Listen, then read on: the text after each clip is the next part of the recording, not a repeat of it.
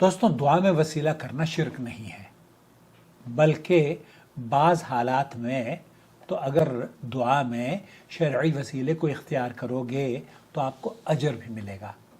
لیکن ایک ویڈیو میری نظر سے گزری جس میں بدعت اور شرک اس میں تمیز نہیں کی گئی ہے، بلکہ یہ کہا گیا ہے کہ وہ وسیلہ جو آپ اختیار کرتے ہیں بزرگوں کی وفات کے، ان کے انتقال کے بعد اللہ سے دعا اور وسیلے کے طور پر جو دعائیں کرواتے ہیں، وہ ٹائٹل ایسا ہوتا ہے کہ جناب یہ تاثر دیا جا رہا ہے کہ ہر دعا میں وسیلہ کرنا شرک ہے۔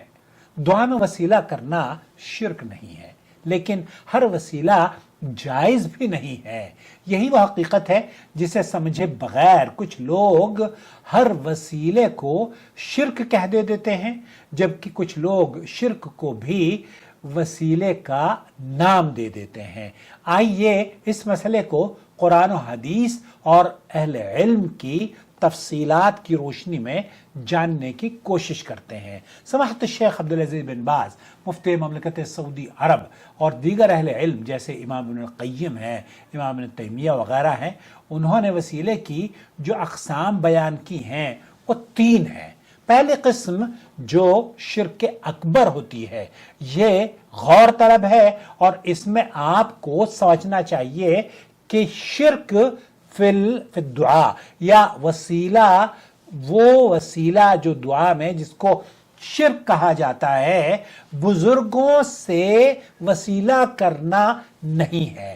بزرگوں سے دعائیہ جب وہ قبر میں مر گئے ہو نا تو ان سے کہا جائے، یا نبی کریم صلی اللہ علیہ وسلم کے وسیلے سے جب دعا کی جاتی ہے تو یہ دعا نبی کریم صلی اللہ علیہ وسلم کے وسیلے سے کروانا شرک نہیں ہے۔ یہ غلط فہمی ہے، اور اس غلط فہمی کا ازالہ ہم اپنے لوگوں کے لیے بھی کرنا چاہتے ہیں، اور ان لوگوں کے لیے بھی جو کہ اس شرک کی بیماری میں لت پت ہیں۔ اللہ تعالیٰ اس ویڈیو کو اپنوں کی بھی اصلاح کا سبب بنا ہے، اور اپنوں سے علاوہ جو غیر ہیں، مشرکوں کو خاص طور پر، جو کہ تمیز نہیں کر پا رہے ہیں کہ شرک کیا ہوتی ہے۔ چلیے، سماحت الشیخ عبدالعزیز بن باز یہ کہتے ہیں کہ التوسل هو الشرک الاکبر كدعاء الاموات والاستغاثة بالاموات والذبح لهم والنذر لهم۔ توسل کی ایک قسم شرک اکبر ہے، جیسے مردوں کو پکارنا، مردوں سے فریاد کرنا، ان کے لیے ذبح کرنا اور ان کے نام کی نذر و نیاز کرنا۔ یہ وہ عمل ہے جو دراصل عبادت کو اللہ کے سوا کسی اور کی طرف منتقل کر دیتا ہے۔ اسی لیے اللہ تعالیٰ فرماتا ہے ما نعبدهم الا ليقربونا الى الله زلفا۔ تو یہ کہنا یا رسول اللہ انظر حالنا، یا حبیب اللہ اسمع قالنا، نبی کو ڈائریکٹ یا بزرگ کو، اجمیر والے کو، داتا گنج کو، یا نظام الدین والے کو پکار کر میری مدد کیجئے، یہ شرک ہے، شرک اکبر ہے۔ لیکن یہ شرک نہیں ہے کہ آپ نبی کریم صلی اللہ علیہ وسلم کے وسیلے سے اللہ سے دعا کہیں کہ اللہ ان کے وسیلے سے میری دعا کو قبول فرما لے، یہ شرک نہیں ہے۔ اب آگے قرآن کریم میں اللہ تعالیٰ کیا فرماتا ہے؟ ما نعبدهم الا ليقربونا الى الله زلفا۔ ہم ان کی عبادت صرف اس لیے کرتے ہیں کہ یہ ہمیں اللہ کے قریب کر دیں۔ اور اللہ تعالیٰ فرماتا ہے هؤلاء شفعاؤنا عند اللہ، یہ اللہ کے پاس ہمارے سفارشی بنے، سفارشی ہیں۔ یہی وہ عقیدہ تھا جس نے مشرکین کو شرک میں مبتلا کیا، حالانکہ وہ اللہ کو خالق اور رازق مانا کرتے تھے، مگر اس کے باوجود غیر اللہ کو وسیلہ اور سفارشی بنا کر پکارتے تھے۔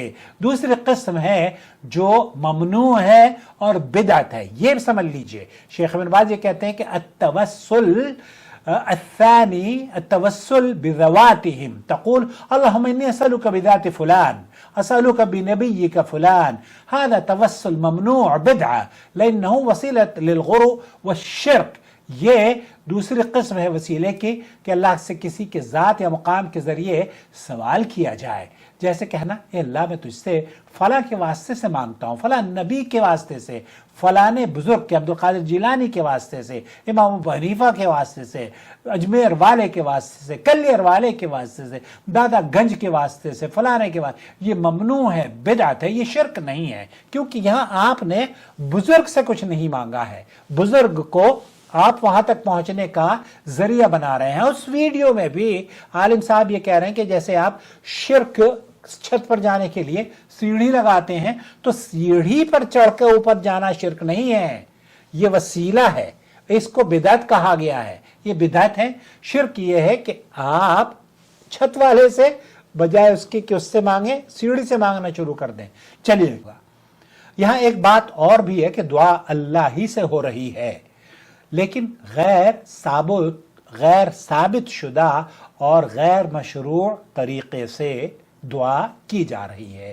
جیسے شریعت نے آپ کو حکم دیا تھا ادعونی استجب لکم، اس کے بجائے آپ توسل کے راستے سے اللہ سے دعا طلب کرنا چاہ رہے ہیں، یہ بدعت اور ممنوع عمل ہے۔ تیسری قسم ہے توسل کی جو جائز ہے، التوسل الثالث الجائز المشروع، یعنی وهو التوسل باسماء اللہ وصفاتہ، التوسل باعمالک الصالحہ بایمانک۔ تیسری قسم اور جائز اور مشروع یہ ہے کہ اللہ کے اسماء اور صفات کے ذریعے اللہ سے وسیلہ طلب کیا جائے اور اپنے ایمان اور نیک اعمال کے ذریعے دعا کی جائے۔ وَلِلَّهِ الْأَسْمَاءُ الْحُسْنَى فَادْعُوهُ بِهَا۔ یہاں سے واضح طور پر یہ دلیل ملتی ہے کہ وسیلہ، مشروع وسیلہ کیا ہے، ممنوع وسیلہ کیا ہے، اور ایک وہ وسیلہ جو کہ جائز ہی نہیں ہے بلکہ شرک ہے۔ تو اللہم انی اعوذ بعزتک ان تضلنی، اے اللہ میں تیری عزت کے ذریعے پناہ مانگتا ہوں کہ تو مجھے گمراہ کرنے سے محفوظ فرما لے۔ اس طرح کے جملے آپ، اور حدیث میں آتا ہے کہ اعوذ برضاک من سخطک، میں تیری رضا کے تیرے ذریعے تیرے غضب سے پناہ مانگتا ہوں، تیری معافی کے ذریعے وَيَعْفُوكَ عَنْ عُقُوبَتِكَ، اور میں تیری معافی کے ذریعے تیرے عذاب سے، اور میں تیری تعریف شمار نہیں کر سکتا۔ تو یہ سب یہاں بالکل جائز ہے، یہ سب مشروع توسل ہے، یعنی اللہ کی صفات کے ذریعے اللہ ہی سے مانگا جائے۔ اور اسی طریقے سے نبی کریم صلی اللہ علیہ وسلم نے فرمایا کہ آدمی اپنے نیک اعمال کے ذریعے اللہ سے دعا کرتا ہے، اور اس کے سب سے بڑی دلیل وہ یہ ہے کہ جس میں 3 آدمی غار میں پھنس گئے تھے۔ پہلے آدمی نے اپنے والدین کی خدمت کا وسیلہ پیش کیا کہ میں نے صرف اللہ کی رضا کے لیے یہ عمل کیا، تو اللہ نے ان کی مصیبت دور کر دی۔ دوسرے نے اپنے عفت اور اللہ کے خوف کا وسیلہ پیش کیا، تو اللہ رب العالمین نے اللہ کے ڈر سے گناہ چھوڑ دیا، تو اللہ نے اس کی دعا قبول کر لی۔ تیسرے آدمی نے ایمانداری، دیانتداری اور حق ادا کرنے کا عمل وسیلے کے طور پر استعمال کیا، تو اللہ رب العالمین نے اس چٹان کو، اس راستے کو ان کے لیے آسان کر دیا۔ یہ حدیث واضح طور پر دلیل ہے نیک اعمال کے ذریعے اللہ سے دعا کرنا مشروع ہے۔ پہلی قسم شیخ ابن باز کہتے ہیں کہ مردوں کو پکارنا ہے، ان سے فریاد کرنا، نظر و نیاز کرنا، یہ شرک اکبر ہے۔ دوسری قسم کسی کے ذات یا مقام کے واسطے سے دعا کرنا، چاہے وہ نبی یا بزرگ ہوں، یہ بدعت اور ممنوع ہے۔ تیسری قسم اللہ کے اسماء و صفات اور اپنے نیک اعمال کے ذریعے دعا کرنا، یہ جائز مشروع ہے۔ لہذا اصول یہ ہے کہ دعا ہمیشہ اللہ ہی سے کی جائے اور وسیلہ وہی اختیار کیا جائے جو قرآن و سنت سے ثابت ہو، تاکہ بندہ توحید پر قائم رہے اور ہر قسم کی شرک و خرافات اور بدعات سے پاک رہے۔ السلام علیکم ورحمۃ اللہ وبرکاتہ۔ 6 منٹ پر ایڈٹ ہوگی۔